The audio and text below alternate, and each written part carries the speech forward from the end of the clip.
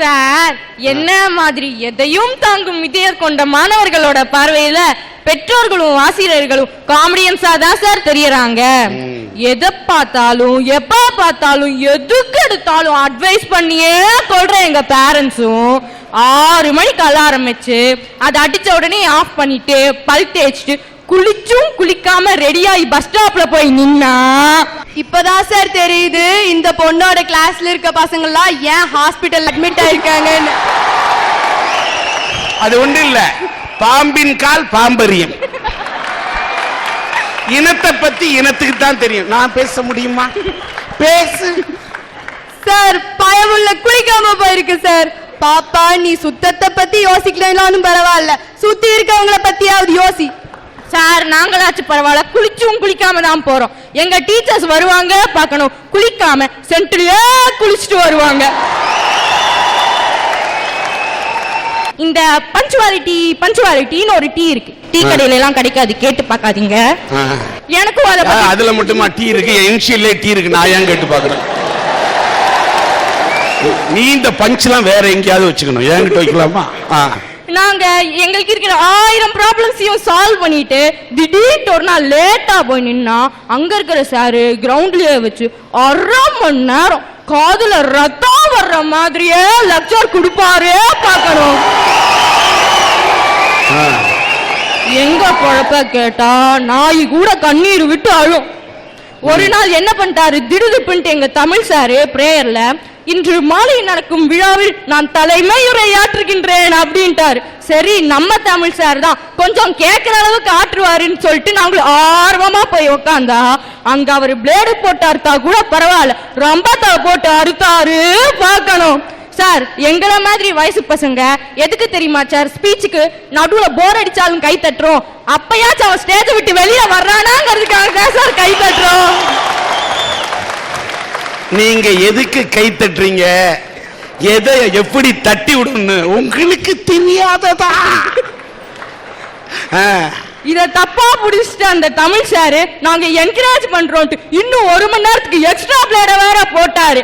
சரின்னு சொல்லிட்டு அவர் வெளியில வந்ததுக்கு அப்புறம் ஒரு பையன் போய் சொன்னா, சார் செம்மையா பேசுனீங்க சார், பாயிண்ட் ஒன்னும் நச்சுன்னு இருந்துச்சு சார். உடனே அவருக்கு ரொம்ப சந்தோஷம், நம்ம பேசுனது ஒருத்த உட்காந்து கவனிச்சிருக்கானேன்ட்டு. அதுக்கப்புறம் போய் சொன்னா, கடைசியா பேசின பாயிண்ட் இருக்கு பாருங்க சார், செம்மையா இருந்துச்சு சார், எப்படி பேசுனீங்க சார் அப்படின்னா. உடனே அவரே யோசிக்க ஆரம்பிச்சார், அப்படின்னு நம்ம கடைசி பாயிண்ட் பேசணும்ட்டு. சார், கடைசியில நன்றி வணக்கம் சொன்னீங்கல்ல சார் அப்படின்னு சொன்னா. இந்த மாதிரி நாங்க என்ன நினைக்கிறோம் கூட புரிஞ்சுக்காம அவங்க பாட்டு பிளேடு போட்டே போறாங்க. பாத்தீங்களா, அவங்கள பார்த்தா எங்களுக்கு காமெடியன்ஸா தான் சார் தெரியுது. அப்புறம் பாத்தீங்கன்னா மிஸ் எல்லாம் சொல்லுவாங்க, தன் கையே தனக்கு உதவி, மத்தவங்களை எப்பவுமே எதிர்பார்க்க கூடாது, உன் மேல எதுக்கு மத்தவங்க கிட்ட சொல்ற அப்படின்லாம் சொல்லுவாங்க. மிஸ் அடுத்த நாள் காலையில கேட்டுக்குள்ள வருவாங்க, வந்த உடனே அப்படியே எங்களை கூப்பிடுவாங்க. சரி, நம்மளும் கடலையை போட்டு மிட்டம்ல பாஸ் மார்க் வாங்கிடலான்னு போனா, இந்த பேக் கொண்டு போய் ஸ்டாஃப் ரூம் வச்சிருமா அப்படிம்பாங்க. அந்த பேக்ல 200 கிராம் வெயிட் கூட இருக்காது. இத போய் வச்சுட்டு ஆபீஸ் ரூம்ல கையெழுத்து போட்டா என்ன, நாங்க எப்பயாச்சும் மிஸ் கிட்ட போய், மிஸ் எங்க சோத்து முட்டையும் புக்கு முட்டையும் கொண்டு போய் எங்க கிளாஸ்ல வச்சிருக்க மிஸ் அப்படின்னு சொல்லிருக்கோமா? நாங்க அப்படி சொல்லிட்டோம்னு வச்சுக்கோங்களே, கிரவுண்ட்ல துரத்தியே செருப்பால அடிப்பாங்க எங்களை. அதுக்கப்புறம் பட்டின்னு சொல்றீங்களே, 24 வயசு வரைக்கும் பஸ் கண்டக்டரா இருந்தவர் நம்ம சூப்பர் ஸ்டார், யூனிவர்சிட்டி படிப்பை கூட முழுசா முடிக்காதவரு பில்கேட்ஸ், ஹோட்டல்ல சர்வரா வேலை செஞ்சவரு ஓப்ராய், சின்ன வயசுல செருப்பு தைச்சவரு ஆப்ரஹாம் லிங்கன், பெட்ரோல் பங்க்ல வேலை செஞ்சவரு அம்பானி, 10th ஸ்டாண்டர்ட்ல பெயிலா போனவரு சச்சின் டெண்டுல்கர், படிப்பை பாதியிலேயே நிறுத்தினவரு AR ரஹ்மான். இதுல இருந்து என்ன தெரியுது, வாழ்க்கையில படிச்சா முன்னுக்கு வர முடியாதுன்னு தெரியுது. அற்புதமா சொன்ன, அற்புதம் அற்புதம் அற்புதம். ஒரே ஒரு விஷயம் நீ சொன்னதை வச்சே நான் சொல்றேன், சச்சின் டெண்டுல்கர் படிக்கல, அப்ப பேட் மட்டையை பிடிச்சவன் சச்சின் டெண்டுல்கர் ஆக முடியுமா? ஆக முடியாது. விசில் அடிச்ச ரஜினிகாந்த் படம் பார்த்தா ரசிகன் விசில் அடிக்கிறான், அப்ப விசில் அடிக்கிற கண்டக்டர் எல்லாம் சூப்பர் ஸ்டார் ரஜினி ஆயிட முடியுமா?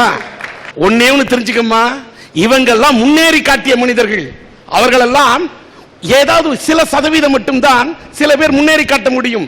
அவர்கள் கோடியில் ஒருவராக இருக்கலாம். ஆனால் சராசரி மனிதன் வாழ்க்கையில் படித்து முன்னேறினால் தான் வாழ்க்கை. சட்டமேதை டாக்டர் அம்பேத்கர்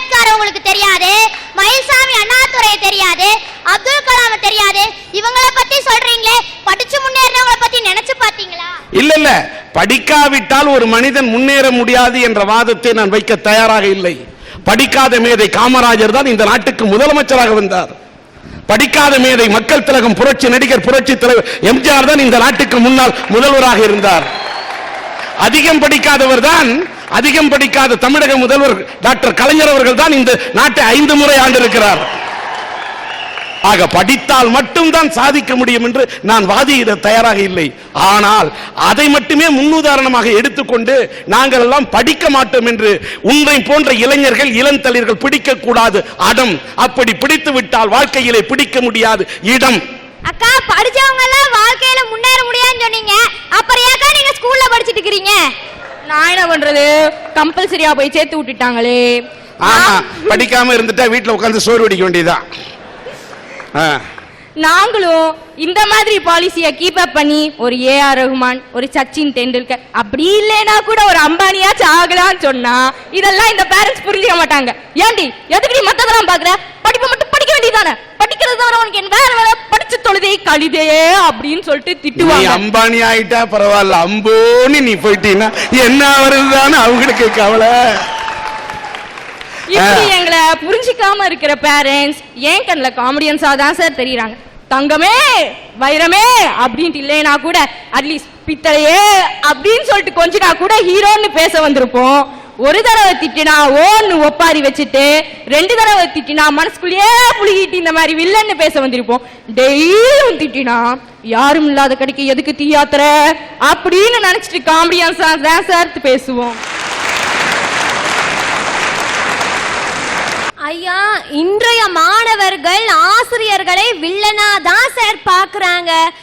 அடி உதவுற மாதிரி அண்ணன் தம்பி உதவ மாட்டான்டா, இது ஒரு பழமொழி. இந்த பழமொழிய சொல்லிதான் சார் எங்க வாதியாரு எங்களை அடிப்பாரு. அவர் பள்ளிக்கூடத்துக்குள்ள நுழைஞ்சாலே நாங்களாம் கப்பு சிப்புன்னு அமைதி ஆயிடுவோம் சார்.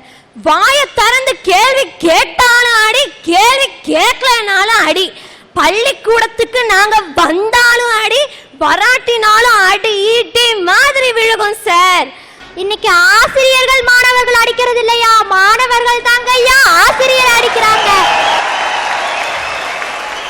இதே நம்ம விவேக் சார் ஸ்டைல்ல சொல்லணும்னா, ஏ என்ன தொட்ட நீ கெட்டங்கறாயா மாணவன். இப்படி அடிக்கிறதுலயும் பாட்டு பாடிட்டே அடிப்பாங்க சார் சில வாதியாருங்க. என்ன பாட்டுன்னு கேக்குறீங்களா? நான் அடிச்சா தாங்க மாட்டேன், 4 மாசம் தூங்க மாட்டேன். அடிக்கிறதே அடியாமா, அதுல 4 மாசம் தூங்காத மாதிரியும் அடிப்பாங்களாமா சார். இப்படி தினம் தினம் அவங்க கிட்ட மாட்டிட்டு நாங்க படுற அவஸ்தையும் வெந்த நூடுல்ஸ் ஆயிட்டு இருக்க இன்றைய மாணவர்கள் ஆசிரியர்களை வில்லனா தான் சார் பாக்குறாங்க. ஐயா, ஒரு கரு உருவாகி வளர்ற இடமான கருவறையும் பள்ளி வகுப்பறையும் ஒண்ணுதான் சார். ஐயா, ரொம்ப வருத்தமா இருக்கு. அந்த புவியீர்ப்பு விசையை கண்டுபிடிச்சாரே நியூட்டன், அவர் தலையில இந்த ஆப்பிள் பழம் விழுகிறதுக்கு பதிலா இவ்வளோ பெரிய பலாப்பழம் விழுந்திருந்தா ரொம்ப நல்லா இருந்திருக்கும் சார். நியூட்டன் என்ன பாவக்கா பண்ணாரு, அதை அடிப்படையா வச்சு நீங்க ஏதாச்சும் கண்டுபிடிப்பீங்கன்னு பார்த்தா அவர் தலையில ஆப்பிள் விழுந்ததுக்கு பதிலா பலாப்பழம் விழுகும்னு சொல்றீங்க. ரொம்ப நல்லா இருக்கா உங்களுக்கு? அந்த மாதிரி தப்பெல்லாம் நாங்க பண்ணவே மாட்டோம். ஏன்னா நாங்க ஏதாச்சும் கண்டுபிடிச்சு அதை எவனாச்சும் பாடமா வச்சு அவன் பாவத்தை நான் கொட்டவா? வேணவே வேணாம். இன்னைக்கு அந்த 3 நியூட்டன் விதிய மனப்பாடம் பண்ண சொல்லி படுத்துறாங்களே பாடு. அப்பா பாப்பா பாப்பா, கொடுமையிலும் கொடுமை சார். வர கோபத்துக்கு உலகத்தையே உடைச்சு போடலான்னு தோணுது சார். ஐயா, ஆசிரியர்கள் சம்பள உயர்வுக்காக கொடி பிடிக்கிறாங்க, போராட்டம் நடத்துறாங்க, உண்ணாவிரதம் இருக்காங்க, தர்ணா நடத்துறாங்க. என்னைக்காச்சும் எங்களுடைய நலனுக்காக போராட்டம் நடத்திருக்காங்களா சார்? பாட சுமை அதிகம், பள்ளியில உட்கார்ந்து படிக்கிறதுக்கான சரியான சூழல் இல்ல, சரியான கழிப்பற வசதி இல்லைன்னு என்னைக்காச்சும் எங்களுடைய நலனை முன்வச்சு போராட்டம் நடத்திருக்காங்களா சார்?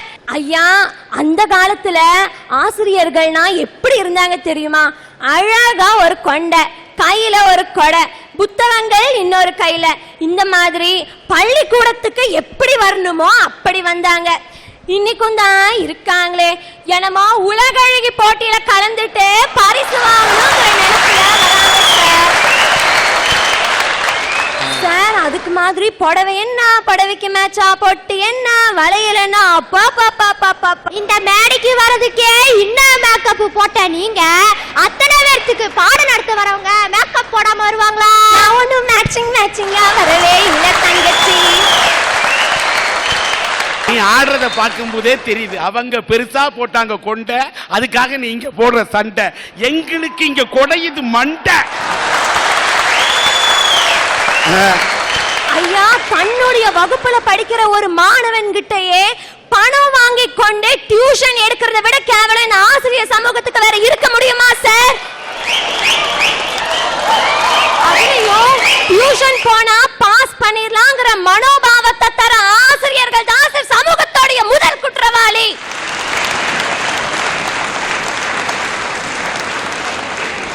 இப்படி டியூஷன் வரேனா பிராக்டிகல் மார்க்ல கைய வைக்கிறது, ஃபெயில் பண்ணிடுவேன்னு மிரட்டுறாங்க ஆசிரியர்களும் இருக்காங்க சார். அப்படி டியூஷன் வச்சால் மட்டும்தான் பாஸ் பண்ண முடியும் என்று சொல்லக்கூடிய கருத்து இருந்தால் அது கண்டிக்கத்தக்கது.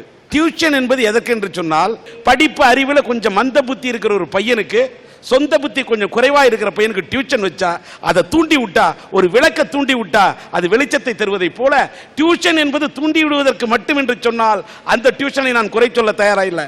பல ஆசிரியர் டியூஷன் ஃபீஸே வாங்காம கேப்ல கூட இடைவெளியில கூட தன் மாணவனுக்கு கத்துக் கொடுக்கக்கூடிய நல்ல ஆசிரியர்களும் இருக்கிறாங்க. அதனாலதான் இன்னைக்கு சில ஆசிரியர்களுக்கு நல்ல ஆசிரியர் விருது கிடைச்சிட்டு இருக்கு.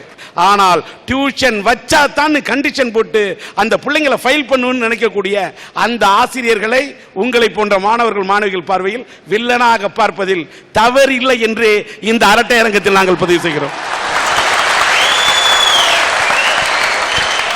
ஆசிரியர் பணிங்கிறது ஒரு தொழில் இல்ல சார், காட்டு மூங்கில்களை புல்லாங்குழல் ஆக்குற கலை சார், கலை. இப்படிப்பட்ட ஆசிரியர்கள் இருக்கிற வரைக்கும் கண்டிப்பா இன்றைய மாணவர்கள் ஆசிரியர்களை வில்லனா தான் சார் பார்ப்பாங்க. ஐயா, இன்றைய மாணவர்கள் பெத்தவங்களையும் ஆசிரியர்களையும் கண்டிப்பா ஹீரோவா தான் சார் பாக்குறாங்க. அவங்க ஆனா ஆவனால இருந்து அவ்வளோ வரைக்கும் நமக்கு சொல்லி தரத ஒரு சின்ன கவிதையா சொல்றேன், கேளுங்களேன். அன்பு, ஆக்கம், இன்பம், ஈதல், உண்மை, ஊக்கம், எதையும் தாங்கும் திறன், ஏன் ஐம்பூதங்களையும் மடக்கியாலும் ஒரு துணிவை தந்து அவ்வை வழி நடக்கண்ணே. இப்படி நமக்கு கத்து தந்து நம்ம உயிரை ஊக்குவிக்கிறாங்க சார் பெற்றோர்கள். நம்ம இன்னைக்கு ஒரு குழந்தைன்னு இந்த உலகத்துக்கு அறிமுகப்படுத்துறதே நம்ம பெற்றோர்கள் தான் சார். இன்னைக்கு இந்த உலகத்துல உயர்ந்த செல்வம், நிலையான செல்வம், அழியாத செல்வம்னு சொல்லக்கூடிய அளவுக்கு தகுதி பெற்றது கல்வி மட்டும்தான். அப்படிப்பட்ட கல்வி இன்னைக்கு நமக்கு கத்து தருது யாருங்க? நம்மளோட ஆசிரியர்கள் தானே. அவங்க நமக்கு இன்னைக்கு உலகத்தையே அறிமுகப்படுத்தி வைக்கிறாங்க சார். இப்படிப்பட்ட பெற்றோரையும் ஆசிரியர் நாம் எப்படி சார் வில்லனாகவோ காமெடியாகவோ சொல்ல முடியும்? பாகக்காய சாப்பிட்டாலும் கசக்கும், சுண்டைக்காய சாப்பிட்டாலும் கசக்கும். ஆனா அதனால நம்ம உடம்புக்கு எவ்வளவு நல்ல பயன்கள் கிடைக்குது. அதே மாதிரிதான் சார் பேரண்ட்ஸும் டீச்சர்ஸும் நம்மளை அடிக்கும் போதும் திட்டும் போதும் முக்கியமா உங்களுக்கெல்லாம் அட்வைஸ் பண்ணிட்டா ரொம்பவே கசக்கும், ஒத்துக்கிறேன்.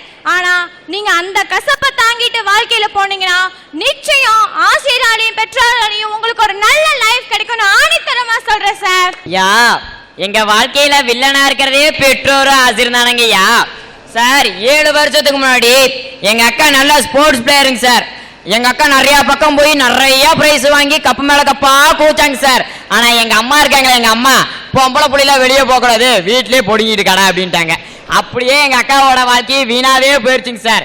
இன்னாரு எங்க அம்மா மட்டும் எங்க அக்காவுக்கு ஒத்துழைப்பு தந்திருந்தாங்கன்னா காமன்வெல்த்ல 38 தங்கம் வாங்கின இந்தியா எங்க அக்காவும் ஒரு தங்கம் சேர்த்தி வாங்கி 39 தங்கம் வாங்கியிருப்பாங்க சார். இதே மாதிரி எத்தனையோ பெற்றோர் ஒத்துழைப்பு தந்திருந்தாங்கன்னா 39 89 ஆகி இந்தியா முதலிடத்தையே பிடிச்சிருக்குங்க சார். இப்படி பெத்தவங்க பிள்ளைங்களுக்கு நல்லது பண்ணாம நாட்டுக்கு நல்லது பண்ணாம இருக்கவங்களை எப்படிங்க சார் நாங்க ஹீரோன்னு சொல்ல முடியும்? வில்லன் தாங்க சார் சொல்ல முடியும். இதனாலதான் சொல்றேன், மாணவர்களே யாரும் பெத்தவங்க பேச்ச கேட்காதீங்க, உங்க நிலத்திலேயே செய்யுங்க சார். ஆசிரியர்கள் இயங்கினால் கல்வியும் எங்கும், ஆசிரியர்கள் நிலை தேங்கினால் கல்வியும் தேங்கும், ஆசிரியர்கள் தூங்கினால் கல்வியும் நாடும் நாளை தூங்கும் என்று அறிஞர் அண்ணா அன்னைக்கே ஆசிரியர் பத்தி ரொம்ப அழகா சொல்லியிருப்பாருங்க சார். ஆனா இன்னைக்கு இருக்கிற ஆசிரியர்லாம் எப்படி இருக்காங்க தெரியுமாங்க சார்? ஒரு சின்ன தப்பு செஞ்சா கூட போதும், பிரேயர்ல நிக்க வச்சு அத்தனை பேர்த்து முன்னாடி அடிக்கிறது. இப்ப எல்லாம் எப்படி தெரியுமாங்க சார் பிளாக்மெயில் பண்றாங்க? ஒழுங்கா என்ன பிராக்டிக்கல் மார்க்கை குறைச்சிருவீங்க. இப்படியாங்க சார் பிளாக்மெயில் பண்ணுவேன். இப்படிப்பட்ட ஆசிரியர் போய் எப்படிங்க சார் நான் ஹீரோன்னு நினைக்க முடியும்? வில்லன் தாங்க சார். சார் அது கூட பரவாயில்ல. ஒரு வாத்தியார் போய் ஒரு கிளாஸ்ல கேட்டிருக்காரு, டே நீங்க அறிவாளி ஆகணுமா இல்ல புத்திசாலி ஆகணுமான்னு. எல்லாரும் எந்திரிச்சு கத்தனானுங்க, டே நான் அறிவாளி ஆகணும், நான் புத்திசாலி ஆகணும், அறிவாளி ஆகணும், புத்திசாலி ஆகணும். அப்புறம் ஒரு பையன் மட்டும் தனியா எந்திரிச்சு சொன்னா, சார் அறிவாளிகள் இருக்கும் இடத்தில் நான் புத்திசாலியாகவும் புத்திசாலிகள் இருக்கும் இடத்தில் அறிவாளியாகவும் ஆகணும்னு சொன்னாருங்க சார். அந்த பையனை அந்த ஆசிரியர் கூப்பிட்டு தட்டி கொடுத்தாரு, டே நீ வாழ்க்கையில ஒரு நாள் பெரிய ஆளா வருவடா அப்படின்னு. அந்த பையன் வேற யாரும் இல்லைங்க சார், நம்ம நாட்டின் முன்னாள் ஜனாதிபதி, இப்ப நம்ம ஆசிரியர் தினமா கொண்டாடப்படுறமே டாக்டர் ராதாகிருஷ்ணன், அவர் தாங்க சார் அந்த பையன். டாக்டர் ராதாகிருஷ்ணன் சாருக்கு அவங்க சாரு தோலை தட்டி கொடுத்தாரு. ஆனா இன்னைக்கு இருக்கிற ஆசிரியர் தோலையே உரிக்கிறாங்க சார். இப்படிப்பட்ட ஆசிரியர் எப்படிங்க சார் நாங்க ஹீரோன்னு சொல்ல முடியும்?